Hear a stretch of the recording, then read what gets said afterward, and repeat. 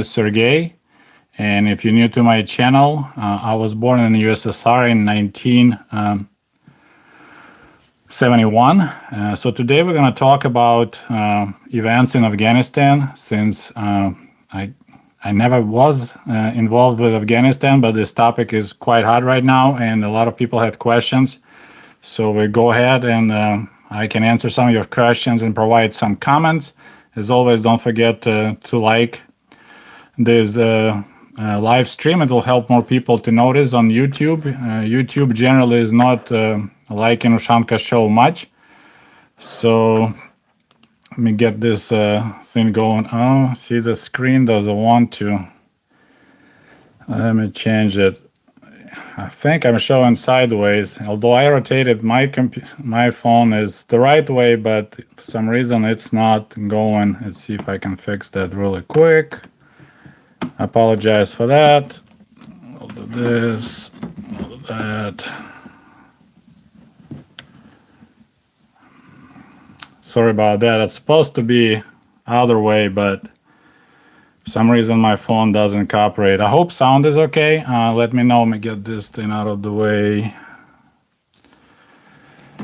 All right, it's just one of those technology glitches. This is what happens when you give 50-year-old modern technology. It doesn't work really well. Okay, so I'll be answering your questions, and I got some comments to do. So once again, if you're new to my channel, my name is Sergey. I was born in 1971 in Soviet Union. So once again, we already had some questions about my generation. So please let me know if sound is okay. I'm trying to move this to here. All right. So here we go. So as I said, I was born in 1971, which means my generation was lucky. We were drafted at age of 18, so we had a conscription, I think is the word, right? So everyone who turns 18 was drafted to the military. Since I was born in 71, we turned 18 in 1989. In 1989, it pretty much was when they finished getting troops out of Afghanistan. So as I said, my generation got lucky. No one of my friends or anybody I knew went to Afghanistan. By that time, we knew it's really ugly, it's really bad. A lot of people were dying.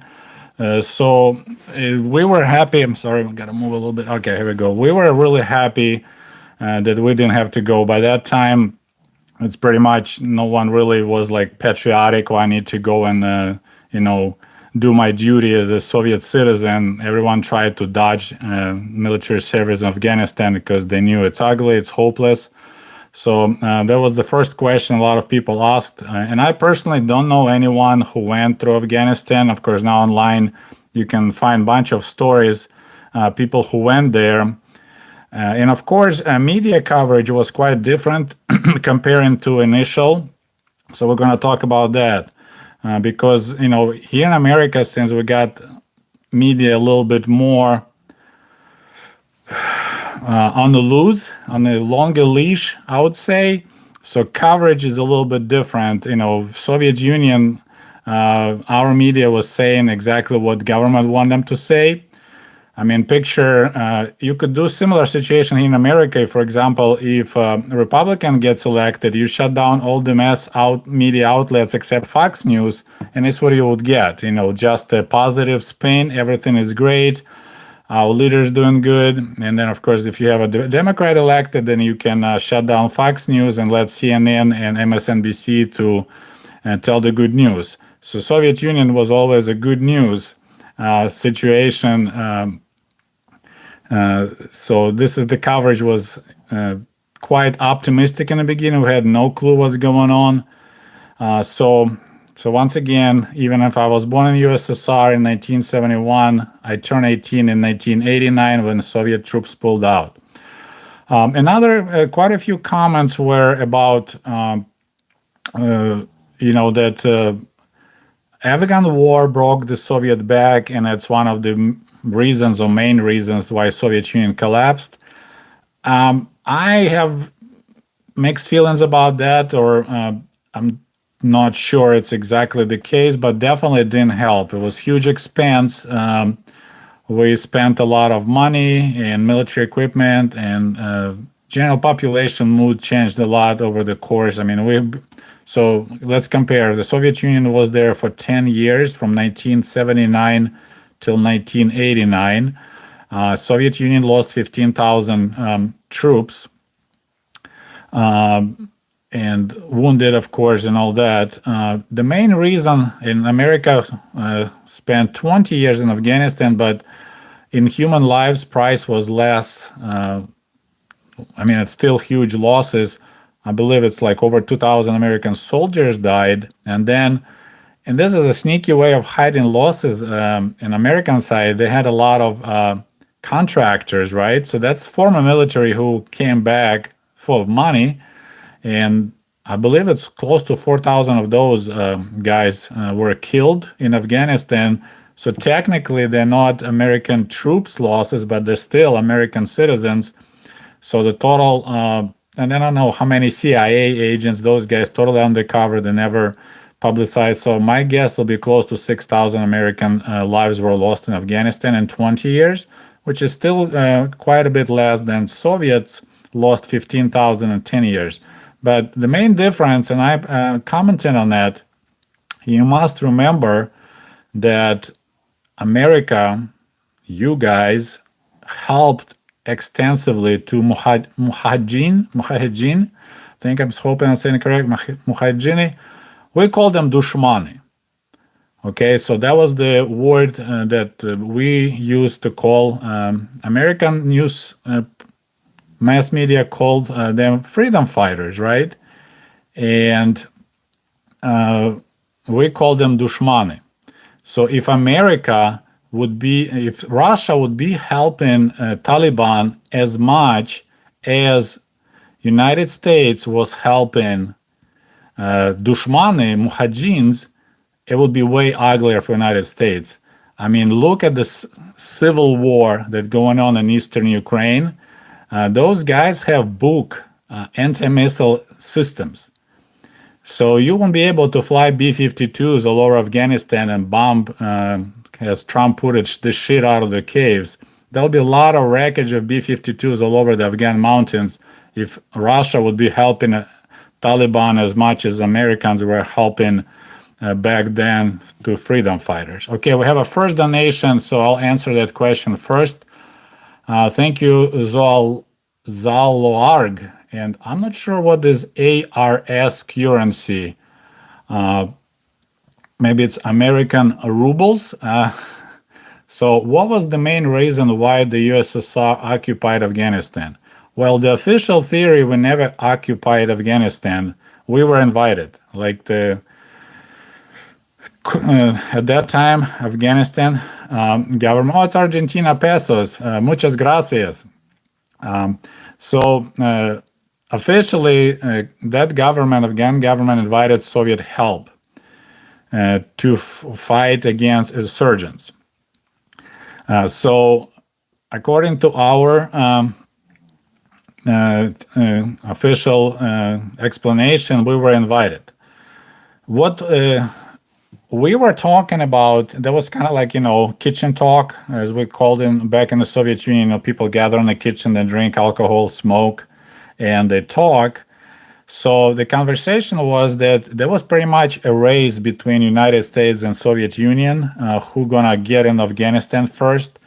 And they said that pretty much we were basically like 12 hours ahead of Americans. And if Soviet Union would not get in Afghanistan on that specific day, Americans would move in and they will set up rocket bases and they up their Persian medium range nuclear rockets right underbelly of the Soviet Union. So that was kind of conversation why we went in Afghanistan. It was to protect Soviet Union from Americans placing their rockets in Afghanistan.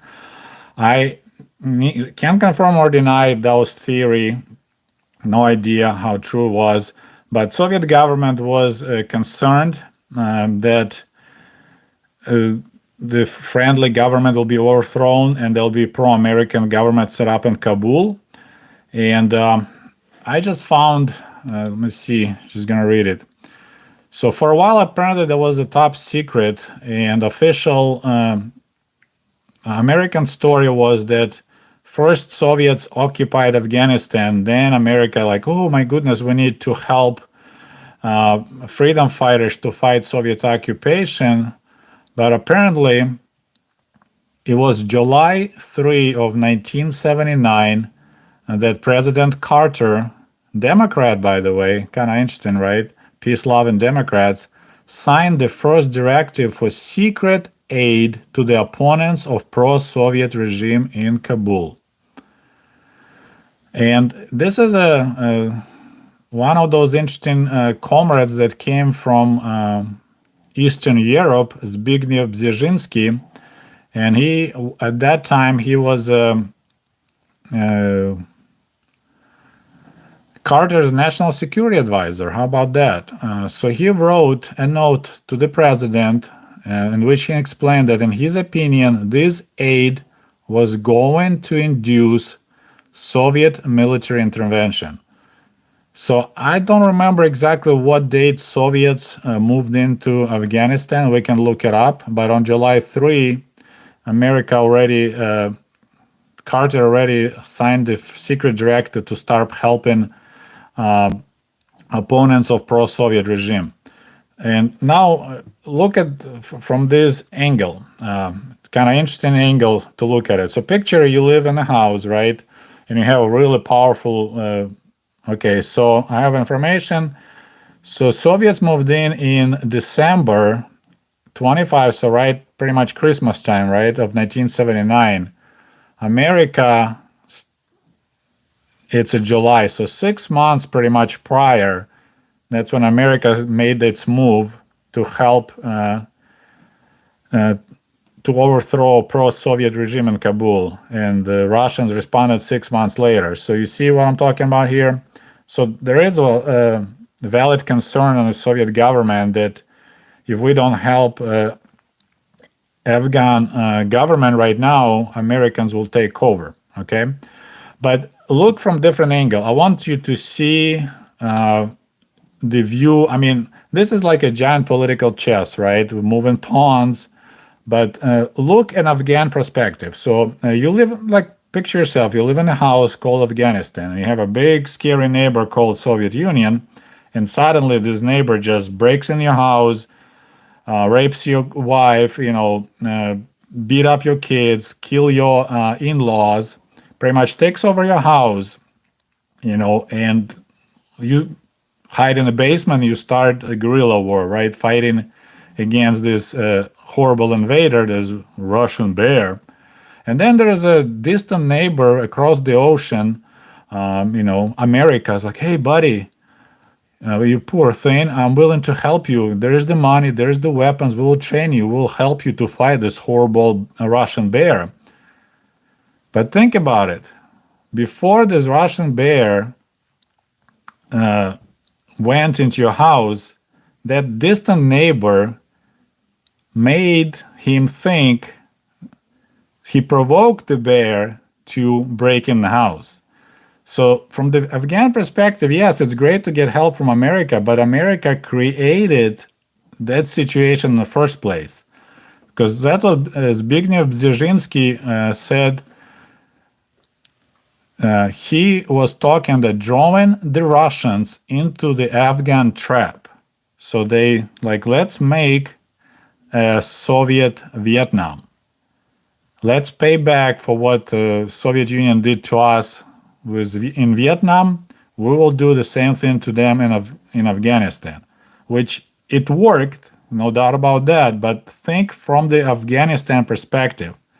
First, Americans convinced Soviet Union that they have to occupy Afghanistan, and then they started playing good guys, and then, of course, all that drama with boycotting Olympics and all that. By the way, don't forget to like this video if you like it. It will help to go up, and we have only 34 likes, 400 people view. So from Afghanistan point of view, the America wasn't a good guy because they created that mess in the first place. They triggered response. So on the political chess, America did great. They, made Russia do the moves, and then they provided all this equipment and money and training to freedom fighters, and then Soviet Union had huge losses. It helped to have Soviet Union to collapse. So this is not pretty for United States, to look from that perspective, what they did to Afghan people. I mean, Soviets killed, I think they said over 1 million Afghans died during that conflict. So that's huge losses. Another bizarre situation is to look, Soviets pulled out from Afghanistan in 1989. The decision was made by Brezhnev to move in, right? And he was kind of sketchy about it, but he got convinced, no problem. So Brezhnev, in 1989, he would be 83, but he passed away early when he was 76. So Biden is pretty much around Brezhnev age, 78, right now, when America is trying to pull out. Now, I would like to comment on the current events, like my opinion. There's a lot of right now going on about blaming Biden for this mess and this and that. So, first of all, I'm going to say something kind of silly, but war is not sex. It's really hard to pull out, okay? It's no matter what you do, it's gonna be ugly, right? Now, but you can say, okay, Sergey, how about Soviets? They pulled out in 1989. We didn't hear anything bad news because Soviet media was controlled by Soviet government, even was a perestroika time. So anything that was not going right actually wasn't reported. So of course it looked pretty. There's a question from Adriano Ramos. What is your opinion on Yuri Bismiano videos? Thank you for your donation. I didn't watch his videos at all. People mention him a lot, but I didn't watch his videos yet. So I probably should watch it and I can make a commentary, but I didn't see that video. So,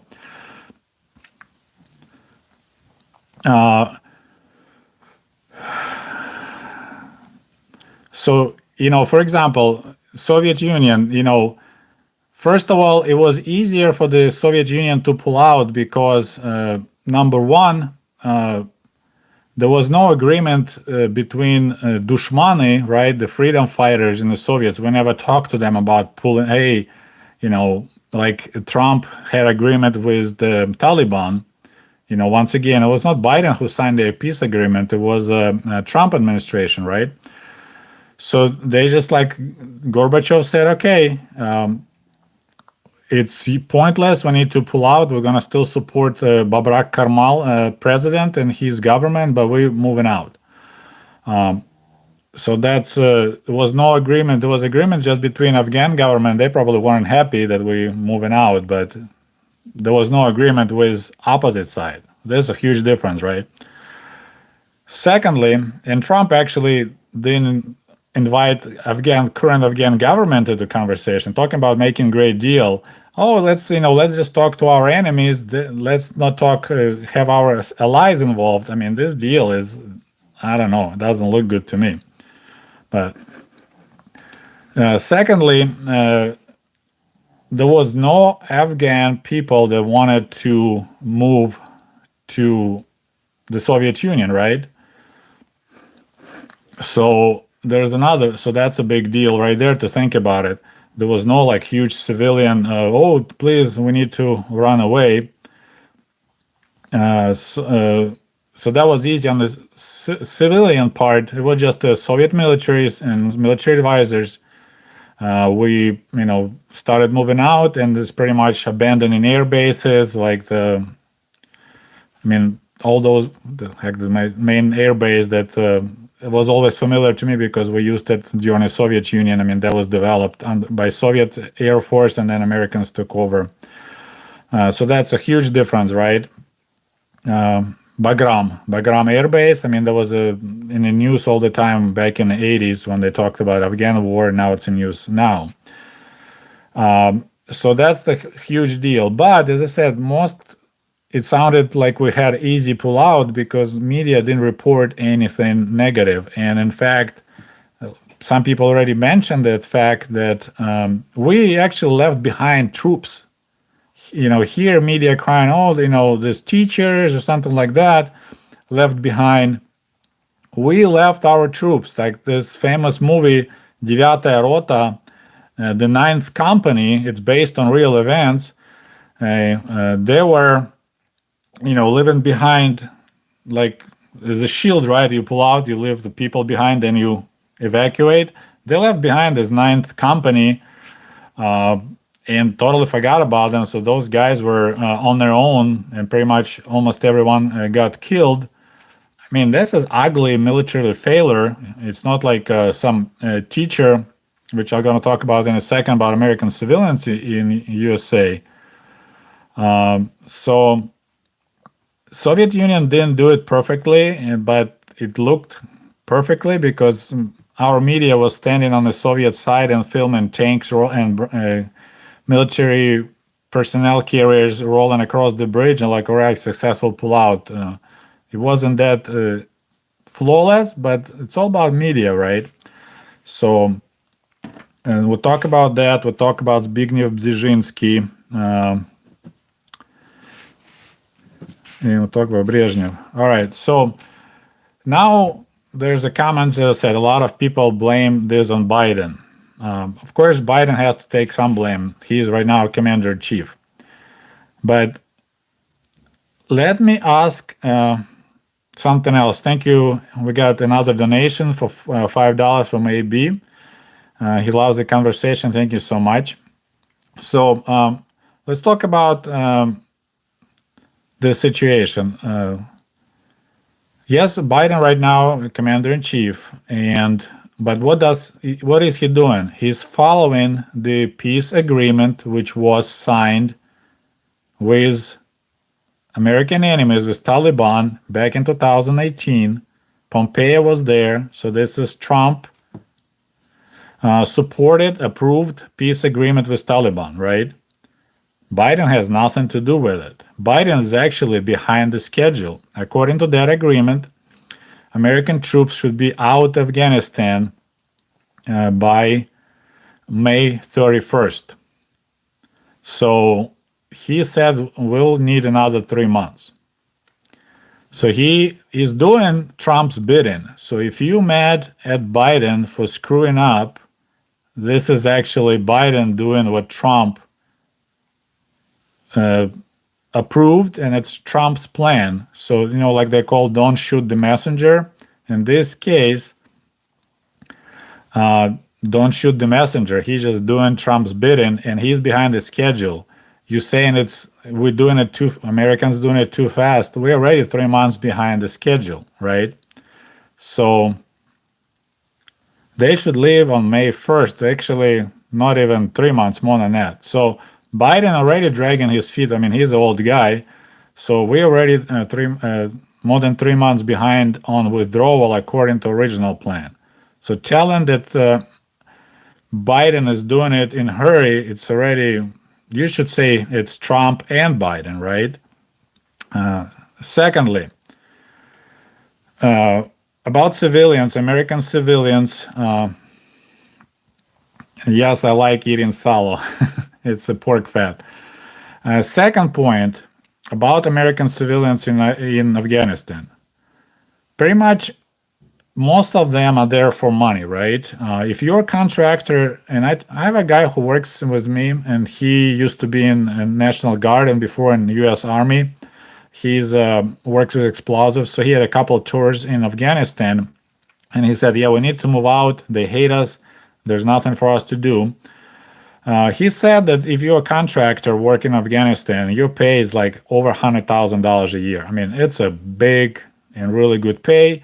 I don't think you pay taxes on your first $99,000 because you work there. People who actually do like actually like being a soldier, but not officially a U.S. military. They're getting paid $150,000, $160,000 a year.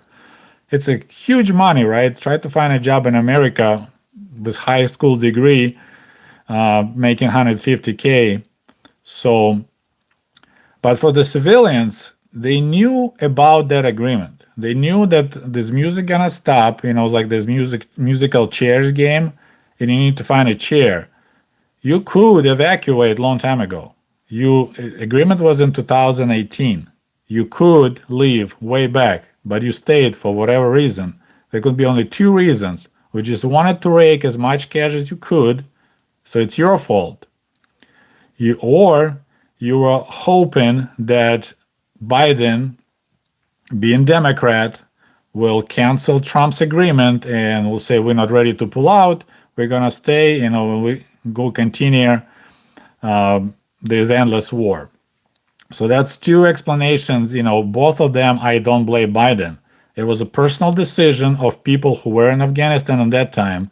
If they have their family and children there, it's like, are you nuts? Like, I would never, ever bring my family to Kabul, even if I got a job there in American embassy, or KGB would say, okay, you had enough. You did your job here in Michigan.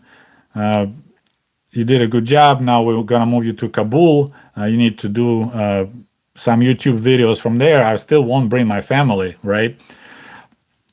You understand KGB is a joke, but anyway. So all this drama and screaming on media about, oh, we leave Americans behind. They made their choice. They decided to stay there to the last minute to make money or whatever was other reason. So I don't blame Biden for them. It was their personal choice. It's like, if you didn't buckle up, don't blame, someone else that you broke your neck. You didn't buckle up. All right, there's my favorite comments. If you hate Trump so much, why don't you go back to Russia? First of all, I don't hate Trump, and not so much. Actually, I loved his wife. Melania is smoking hot. There was two reasons. Okay, let's talk about Trump. In 2016, during election, my wife's still mad at me that I didn't vote for Hillary.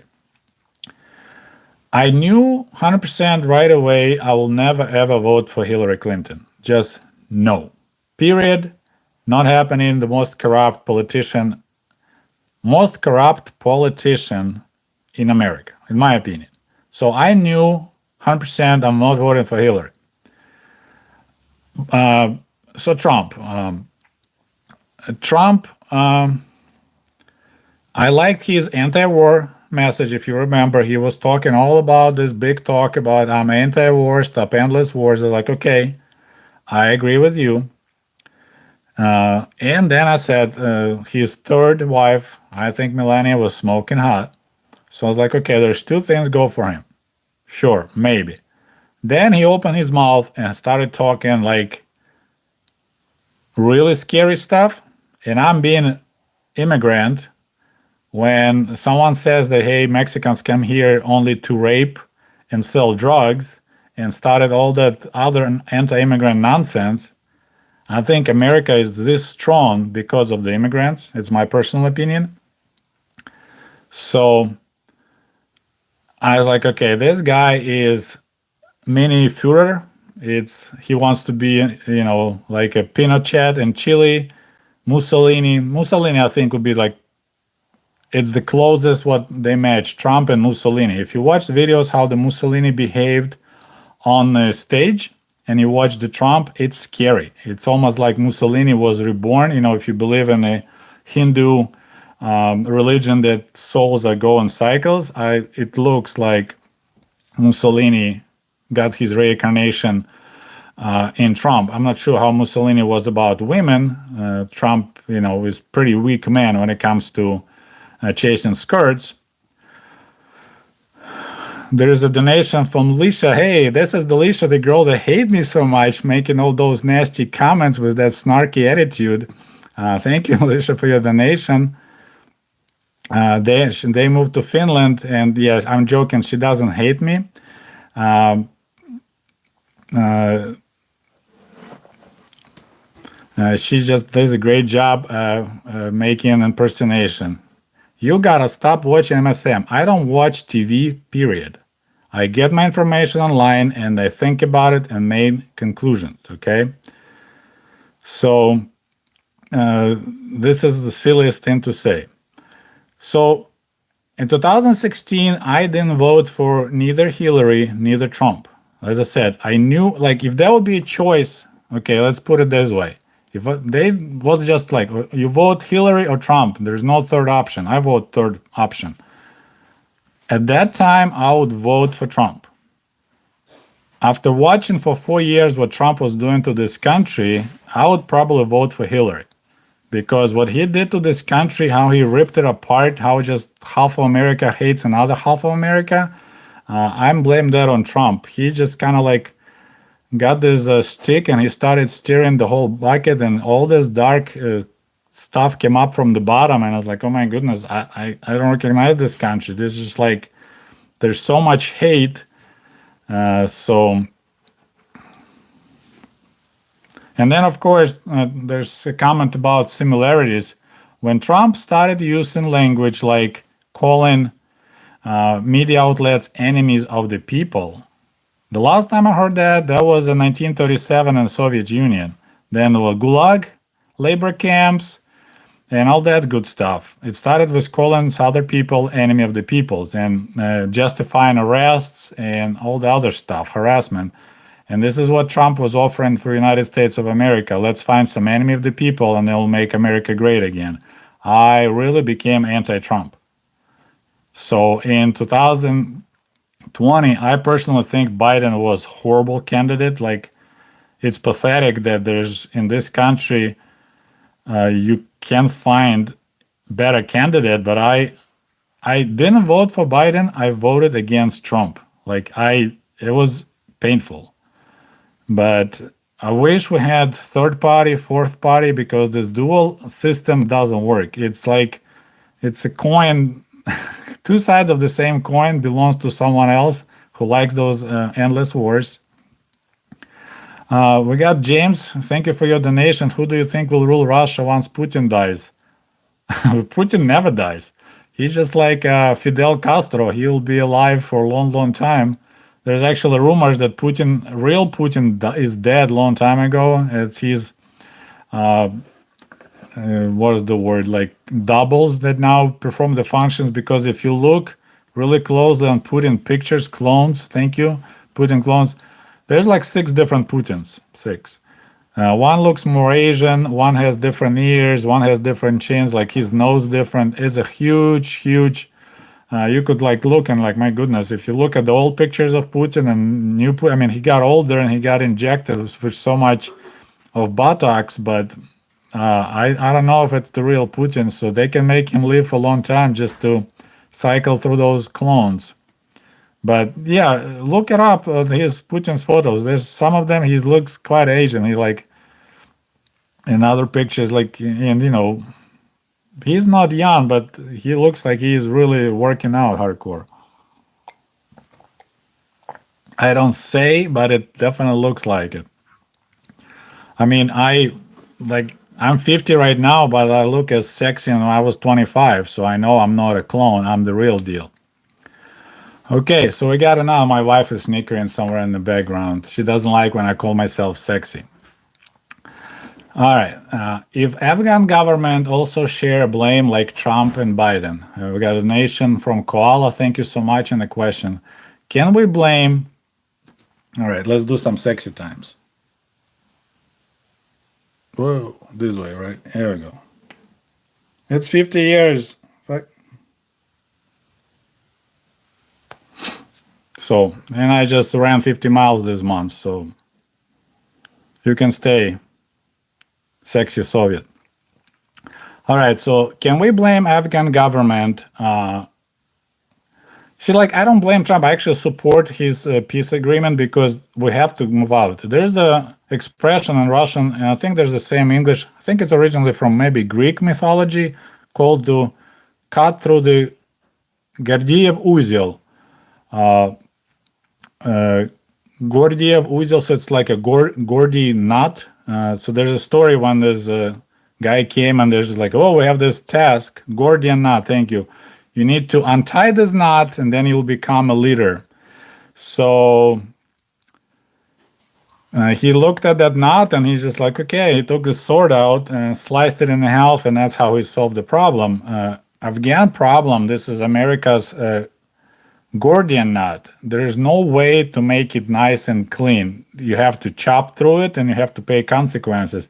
I think Biden just, because he's so old, he just doesn't care about re-election, right? Oh, that was Alexander the Great? Okay, so you see, we all learned together. So this is the main problem, I think, with American politics. Once the president gets elected, the first term, he doesn't do anything. He just tiptoes around, smiles, and trying to get points to get reelected for another time. So, I would prefer that we elect President of America for 6 years, but only once. Then, okay, there's your term, do your agenda. Quit these games, okay, I want to please this side and this side. Just do what you want to do, what you think is the best for this country, and you out. So Biden, I strongly believe, is a one-time president. He's just too old to get reelected. And he's just like, okay, I don't like this deal that Trump did. It's, once again, it's an agreement between Taliban and Trump. And we should be out of Afghanistan by May 1st, according to some people. So he just goes for it. And of course, all right, so let's pause for a second. I'll give you another. We have another donation from AB and a question about anti-war Soviets. I will answer the question, but I like to sometimes present situation from a different angle and then discuss it. So like we talked about, a neighbor invades your house and being your house destroyed, your family is killed, and then you find out your best friend who is helping you is actually the one who created this mess in the first place, right? So, okay, let's pause for a second. And so Biden's president, we pull out the troops, and it went perfect, okay? Just picture that. It went perfect. We pulled the troops, Afghan troops took over, total control of the country, Taliban, under the thumb. They got Humvees, they got military equipment, American drones flying above, country under control, successful exit from Afghanistan. Question: what kind of message will be sent on Fox News? Do you think Fox News will be doing, oh my God, look at Biden, what an amazing job he did.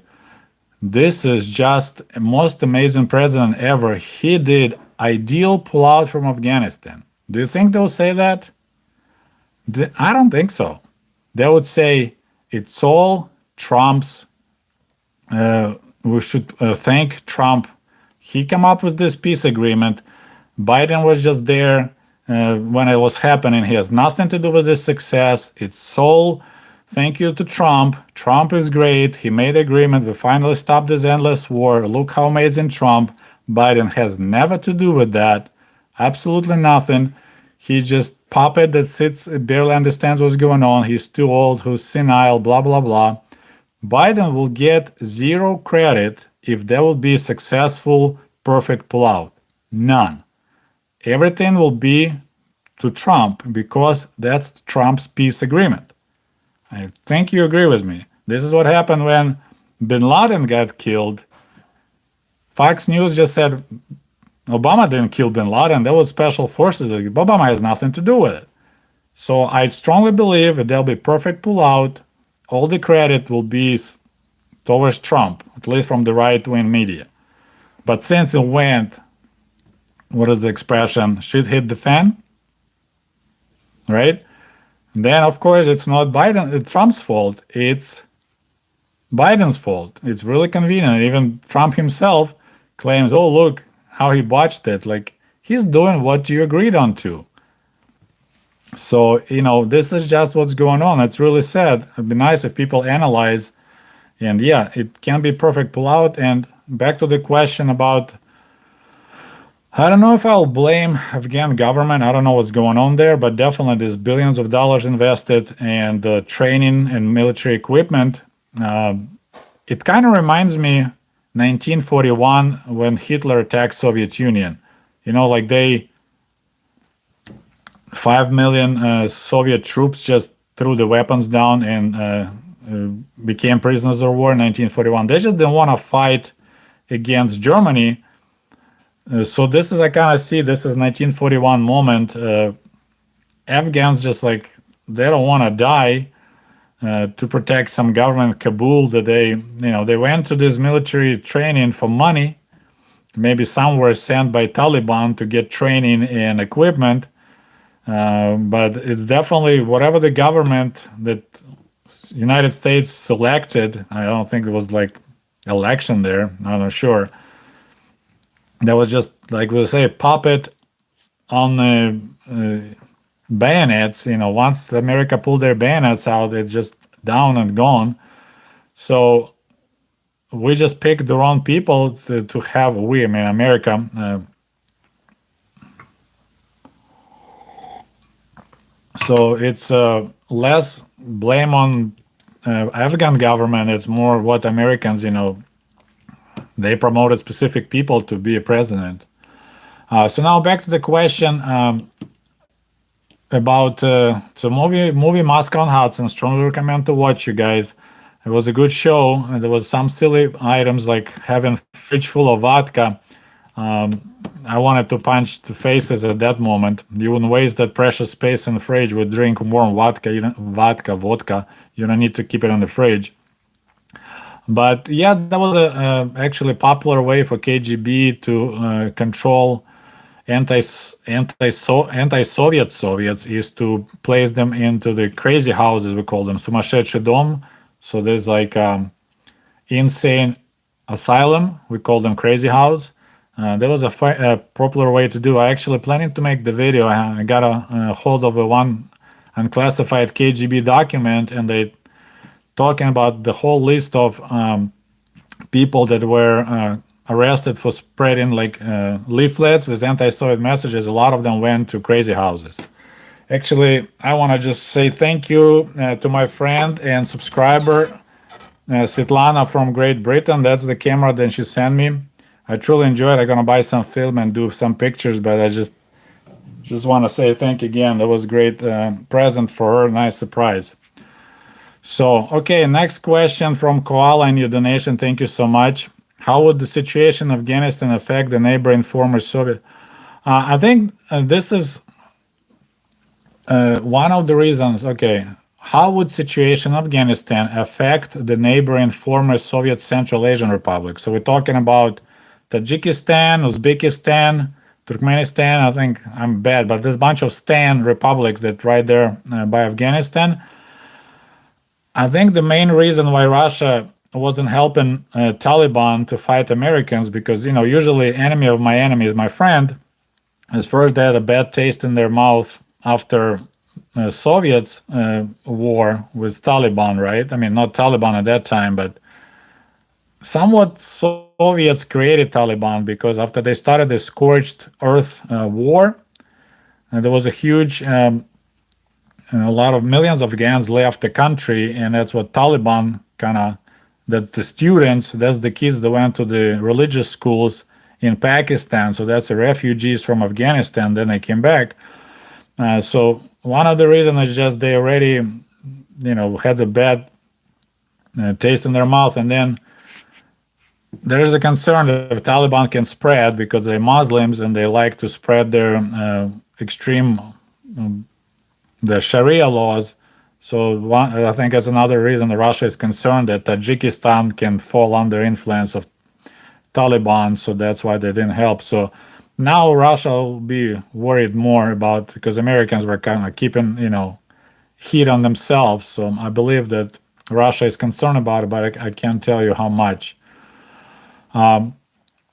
Another donation from Intercast. Thank you so much. Thanks for talking about this sensitive subject. My family lived under socialist. Wow. Afghan government by Babarak Karmal. I remember that name. What did the Soviets say about it? Well, we supported that government to the point. I don't know if that government was socialist, but definitely, that was pretty much government of the big cities out in the country. I don't think they had a lot of support. I mean, it's a hard question, but I said if you look, it's all like this chain of events. America triggered Soviet Union to move in to occupy. I don't know if you can call it occupation, but let's call it occupied Afghanistan, take control over it. Soviet war created millions of refugees, which created Taliban movement, which created Taliban coming back. So there's like this wave, right? And Taliban wave came back to Afghanistan, knocked down Karmal government, took over. I don't know how much the whole thing about Al-Qaeda camps and stuff in Afghanistan. Definitely they didn't train the guys that were part of 9/11. I don't think they got trained in Afghanistan. There was no flight schools in Afghanistan, right? I'll get this camera. And then, of course, that triggers America to come back now in a different role. So this is all kind of, as more you mess with it, as more you create waves and more feedback and blowbacks. And it's usually a lot they're talking about when America gets involved, it gets a blowback. And that's the thing. So thoughts on Punisher resistance? Afghan Last Hope. I believe you're talking about northern part of Afghanistan where we have Tajiks and Uzbek population. I mean, those guys were fighting Soviets really hard. When Taliban took over, Russia was helping the northerners to fight Taliban. I don't know. You would guess maybe, well, first of all, that their main leader got killed, right? Can't think of his name. Northern Lights. We used to hate that guy because he killed a lot of Soviets, but then Taliban sent some suicide guy and he got Masood, he got killed.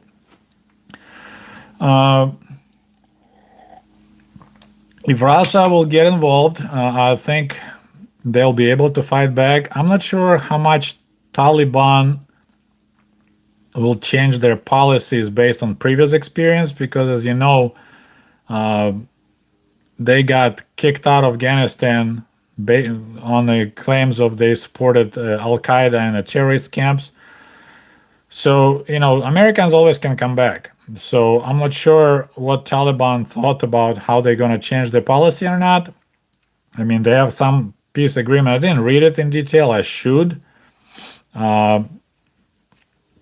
So there definitely can be some kind of counterweight. How much they can resist Taliban, it's another question, but I believe Russia will be helping hardcore to protect their borders. I don't think they care a lot about Afghanistan, but they want to protect those republics which under influence of the Russia. And another donation from Argentina, thank you so much. Is there any Soviet-era Russian movie about Soviet intervention in Afghanistan? I don't know about Soviet era. There are some people that tell you need to watch, although some people say it's a little bit not really truthful, but The Ninth Company, it's on YouTube. I can't think of any Soviet era. Like early 80s, we had really poor coverage of the war. It actually was all about like we were planting trees in Afghanistan and building power plants and building schools. So then only later during Perestroika there was some information what was really going on, but I can't think of any movies about Afghanistan. I need to look it up. I'll maybe just make some post on the community and tell you about it. Or I have one of the former Soviets who watch my channel and comments a lot. Yeah, Rambo 3. That movie was I wasn't impressed. Let's put it that way. I think there's a pretty interesting show, but there's a Afghansky Islam. I need to find out how it's called in English, but Alexei Aksionov is the guy who is watching my channel. He lives in Russia, and he has mixed feelings about my propaganda videos. Some of them he agrees, a lot of them disagrees. But he says Afghansky Islam, so that's like the Afghan break. Islam is like something that begins shifted and breaks. So that we need to find out English if it is available in English, but that's according to him as a movie to watch, Soviet era movie about Afghanistan. So, but otherwise, the ninth company, Девятая Rota, just kind of gives you general how they showed. Okay, so 1991, Afghan breakup.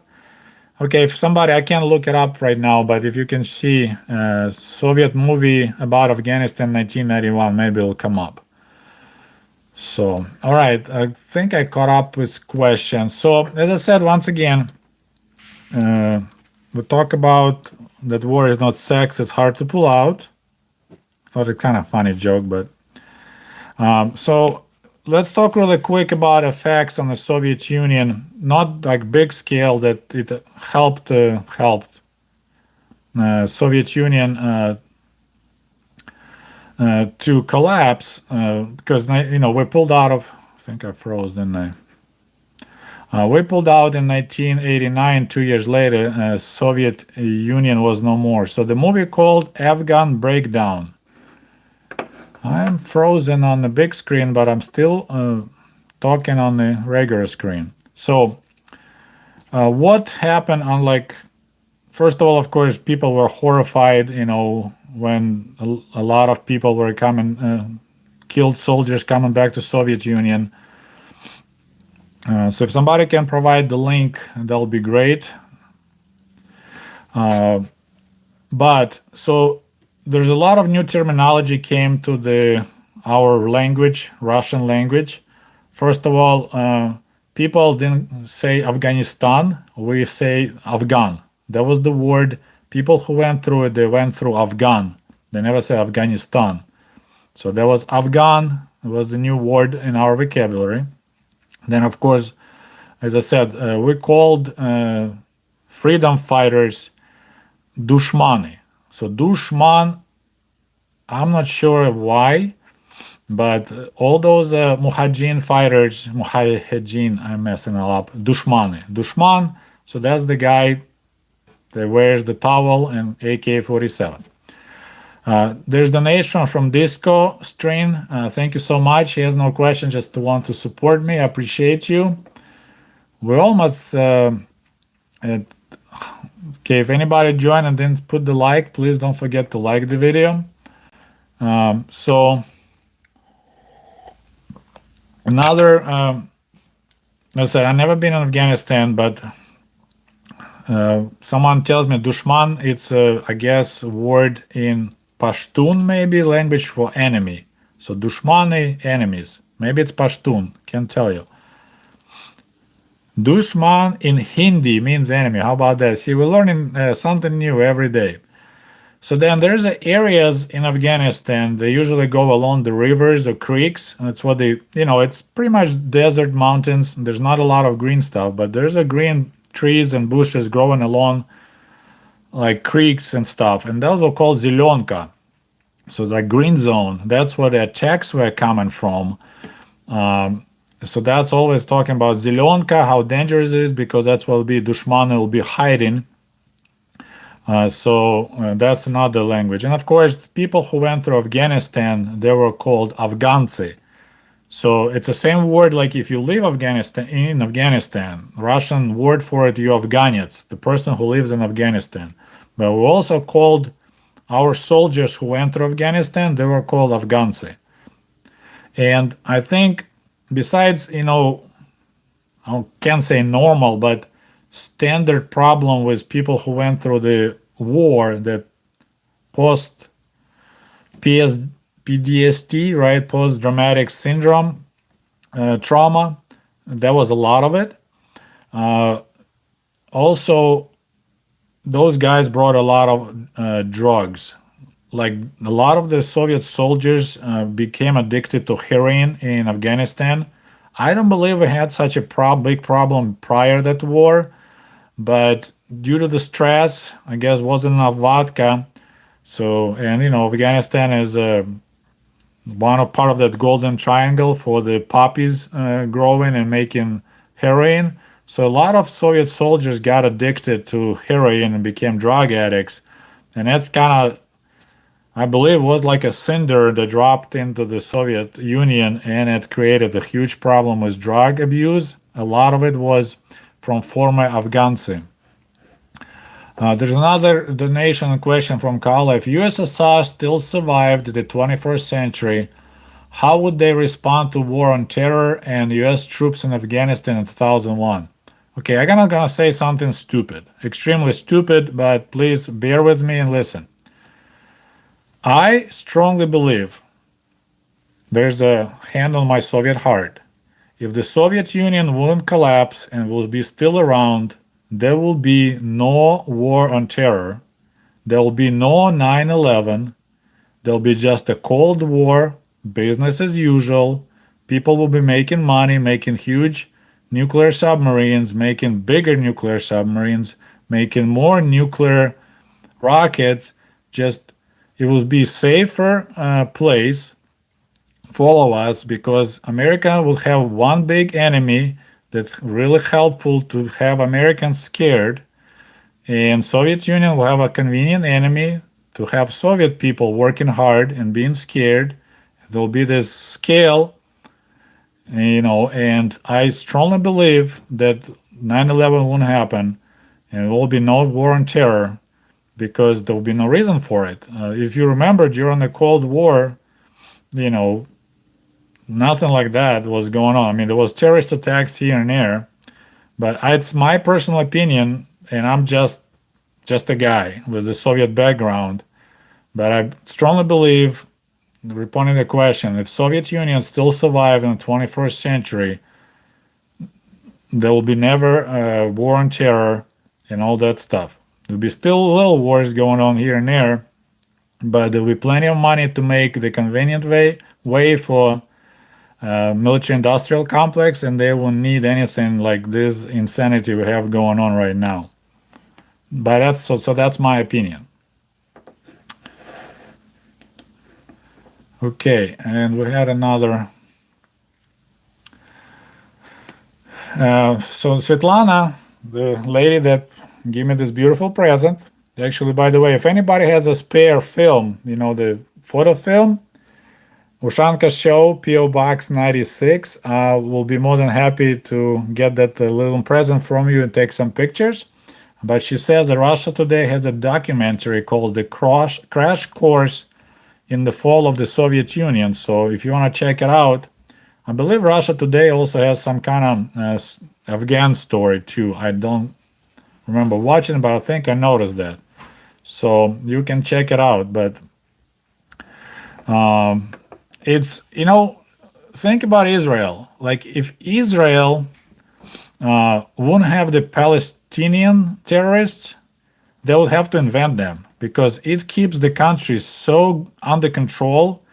It's easy to control scared people, right? If you have some kind of boogeyman, then they will approve whatever you do because scared people can't think straight. All they think is about safety of their family. So they will vote for anything you promote as long as you promise them safety. So just like Israel has this convenient Palestine problem that keeps Israel nice and tight and, one nation under God. Same, it's easy to control United States population if you have a common enemy. When Soviet Union disappeared, suddenly, we got this vacuum. Clinton started cutting military budgets. It's like, whoa. So that's my opinion. I'm probably wrong. I don't have a political degree. I'm just a lifeguard from Southwest Michigan. All right, so there was another question. What was the top Soviet mistake in Afghanistan? I don't think they understood, just like Americans realized, the determination of local population. It's they close to being aliens to like people from the West or people from the East. So they will be working their fields during the day. Then at night they take AK-47. They go into Zelonka and they shoot invaders. They like, if mothers put the explosive vests on their children and send them to blow themselves up, you can't win against those people. There's only one option. You just nuke the whole area, and but because those people plus of course you can think about mountains, whole terrain. Somewhat I see analogy for the Soviet Union, a war against Finland in 1939. That was kind of first Soviet Afghanistan. Yes, Soviet Union had huge army, but they only can use it on these little roads because the rest was forests and swamps. Just like in Afghanistan, you can't use tanks, all that heavy equipment, because you have mountains and tiny roads. And artillery, a lot of it's useless. It's just like they had to go just like in Vietnam with jungles, similar situations. You can't use really easily conventional forces. So, that's what America first introduced, this helicopter war. When you go and you drop troops in specific areas, take care of business, and you evacuate. Soviets did the same thing in Afghanistan. There's a lot of changes they had to do. Like first there was so much bureaucracy when they moved in, and when first it was pretty peaceful. Then it slowly started getting ugly, especially when people came from Pakistan, all these Islamic hardcore guys armed by Americans, trained in American camps in Pakistan. So then, they started putting EADs, explode Soviet equipment. But it's like, for example, we lost a truck. So requirement, you can't just say, oh, we lost a truck due to road bomb. They had to send people there to take pictures and write the report, estimate. Just like there was a huge bureaucracy thing. And so people were dying making reports about attacks. So it took a long time to streamline the whole process. I mean, from the military point of view, Afghanistan was a great learning lesson, just like for Americans. They come up with new tactics, new equipment, but the price in blood is horrifying, right? This is kind of like, you don't want those lessons. It's too expensive. But from the military, that's a huge, they call it OE, operating experience. We sent one helicopter and it got shut down. Okay, well, we learn from it. So all those things. Okay, thoughts about movie The Beast. It's a film about Soviet tankists. I barely remember that movie. I don't think I liked it. There is also a movie about Afghanistan that Italy made, and it had this famous actor that used to be in a TV series. I think it was called The Octopus, The Sprout. It's about fighting Italian mafia. So that main actor, can't think of his name, but I bet my Russian friends will help me. They made a movie about Afghanistan too. So if I'll be able to find I'll make some posts about movies. We'll make a list of it.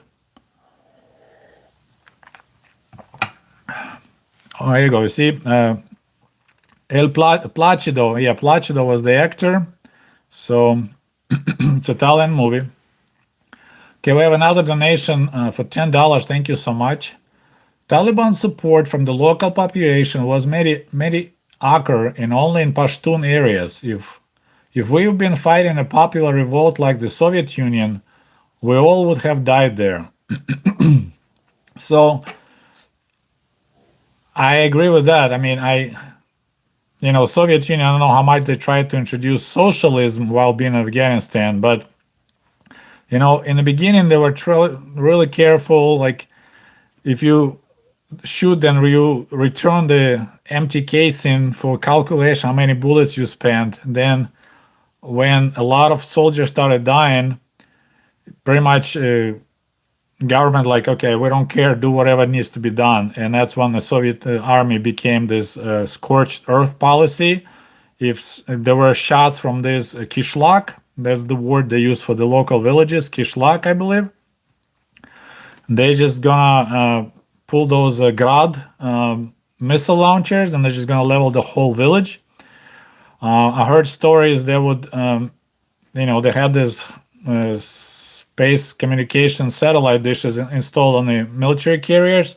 So they aim those. It's a high frequency, super powerful radio locators and other stuff, and they just point it at the village, turn it on the highest volume possible, and it's pretty much like, I don't say fries your brain, but you pretty much kill the population without any traces of, there'll be no blood. There's just people dead. Like, cook them, microwave waves. There's a lot of stuff that Soviets did because they were so angry because there were so many people killed.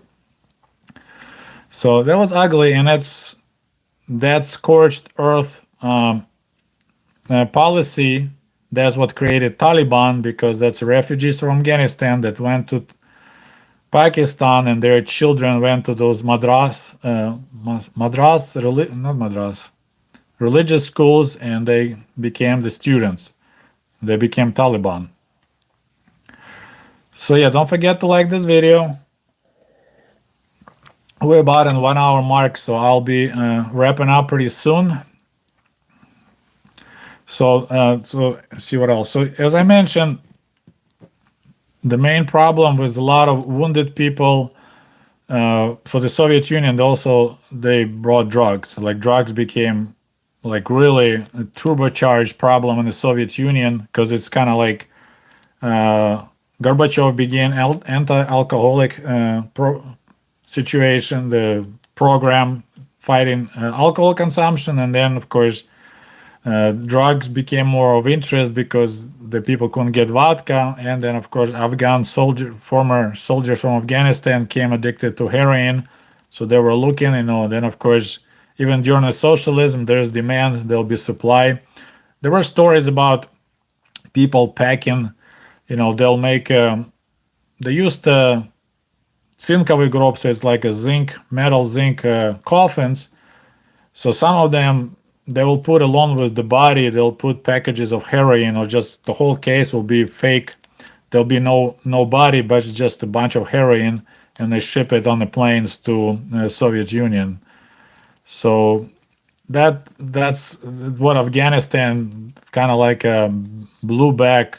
Besides collapse of the Soviet Union, I mean, it was part of it, not the main reason, but it created a huge drug problem.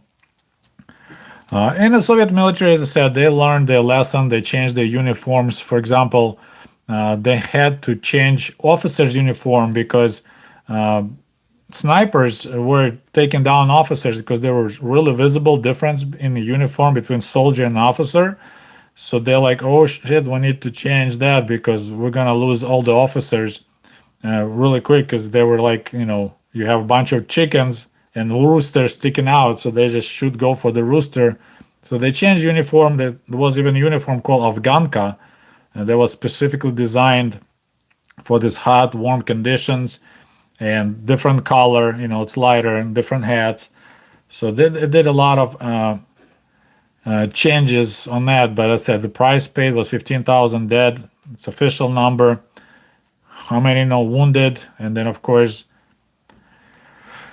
they did some horrible things to the Soviet soldiers, like cutting heads off and stripping skin. There was a lot of ugly. Okay, so the last question from Andrian, and then we're gonna wrap it up. Why people are nostalgic about Soviet era? There's a lot of reasons. A lot of people miss being young.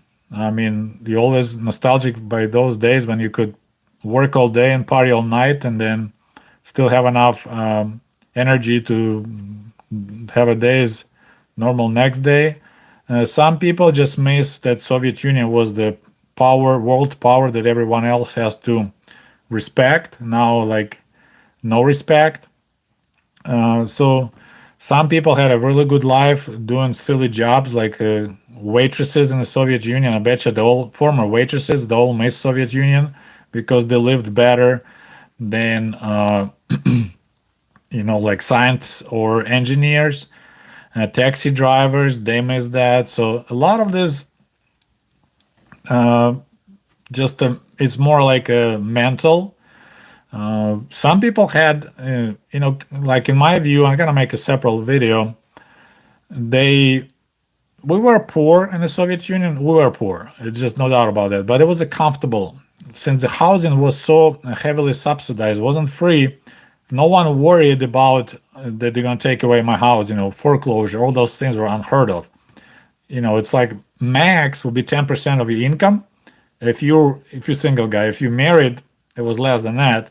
So housing was really cheap, but the rest of the goods were so expensive. So we were poor, but it was safe, like secure poor. You don't worry about tomorrow, but tomorrow will be exactly the same as yesterday, and the day of tomorrow will be exactly the same as yesterday. Some people like that, they miss that. What I compare Soviet Union as like life in a shallow pool. Like if you go to this pool, there's a deep area, there's a shallow area, right? It's safe to be in the shallow, right? You're not gonna drown. You have really mean lifeguards. Like they watch what you say, what you do, but you're safe. And capitalism is more like a deep area. It's more fun. You can dive, you can swim, do flips and shit. I shouldn't say that. But you can drown. You need to learn to swim first of all. So a lot of people, they just grew up in the Soviet Union. They're like dodo birds.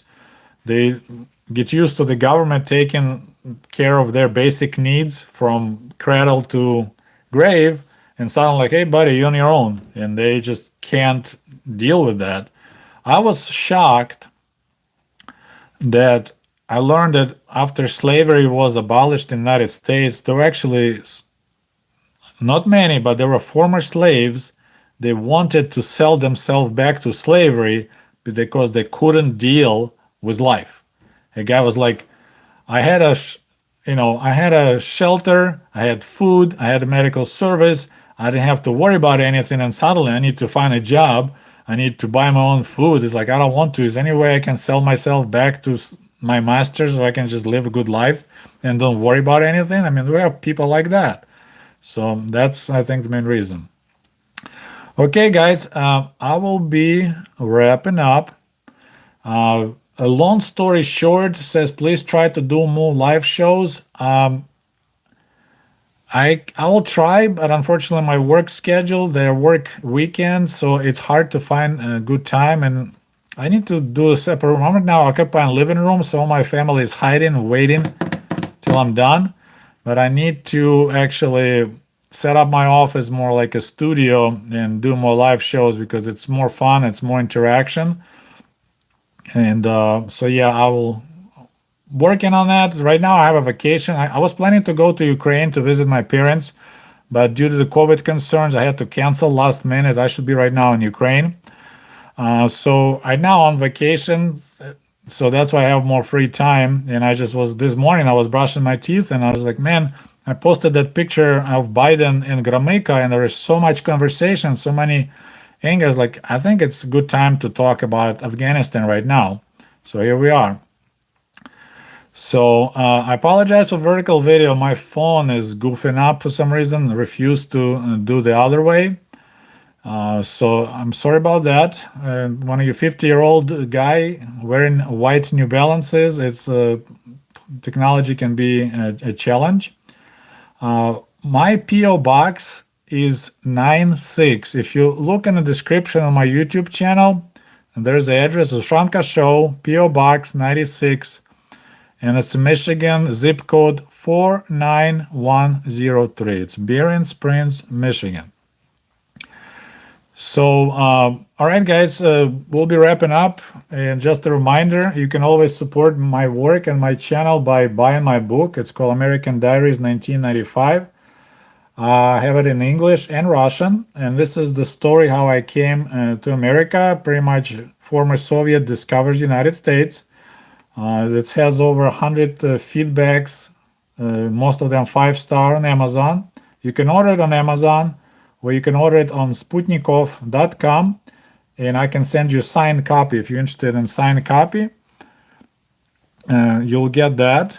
And also, if you know Russian or if you're trying to learn Russian, this is a part 2, American Diaries 1996. I came to America 4 times to work in a summer camp here in Michigan. So this is a continuation. This is available only in Russian right now. I didn't write any single review, and in a minute I'll tell you the biggest secret of Ushanka Show. So stay tuned. After I'm done with advertising my book, I will tell you the biggest secret of Ushanka Show. So this is Comrade Sergey back in 1996. This is majority of my visit in LA. If you see, there's a Hollywood sign in the background.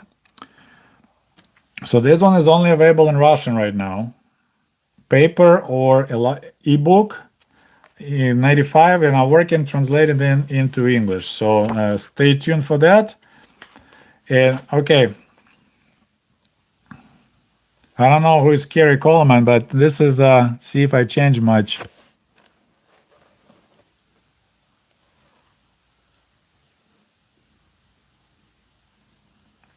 When my hair turns totally bleach blonde if I in the sun all day long for summertime. I was a lifeguard, so with that camera, just like that, I came to America. And those pictures were taken. Okay, so now is the final wrap up. I'll tell you the biggest secret of Ushanka Show. So I don't think you're gonna believe me, but I have a Russian channel too, okay? So in my oldest years on YouTube, I never ever put a single like under my comment or under my videos. A lot of people, and I don't know why, they post a comment and then they like it. I would like to know explanation. In my Soviet view, posting a comment and then liking your own comment is like you're trying to kiss your own butt. I guess some people like it. I think it's silly. So in all these years and hundreds of videos that I posted on YouTube, actually I need one more like to have it 150. Let's make it nice number. I never ever liked my own comment. I never ever liked my own video. I swear on that beautiful camera and on my Soviet heart, never ever I liked my own comment on my own video. But so many people do that, it just blows my mind. There'll be some comment and then instant like under that comment. Like, dude, did you like your own comment? Yes. It's like, why are you kissing your own butt? So this is the biggest secret of Ushanka Show. I don't like myself. I create content, and as you see, there's a lot of love, there's a lot of hate. But I hope quite a few people learn something new, and that's the whole point of my show. I want you to present my information that I know. Do I like Jimmy, Acha, Acha? Sure, I do.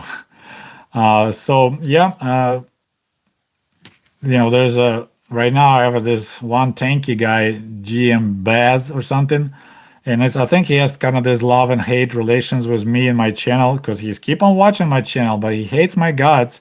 He recently called me anti-Russian, anti-Ukrainian, which is already hilarious, and he doesn't like that I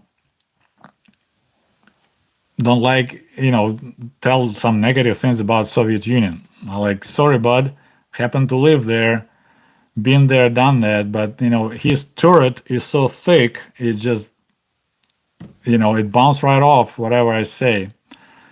So, but yeah, as I said, I never liked any single comment of mine, never liked any single video of mine. It's just there's a couple principles I have. Thank you so much for 157 likes. I want to say thank you everyone for donation today. Everyone felt generous, so I feel like I can build my own training camp. So anyways, thanks so much for joining the Ushanka Show live, and we'll talk to you soon. До свидания. Goodbye.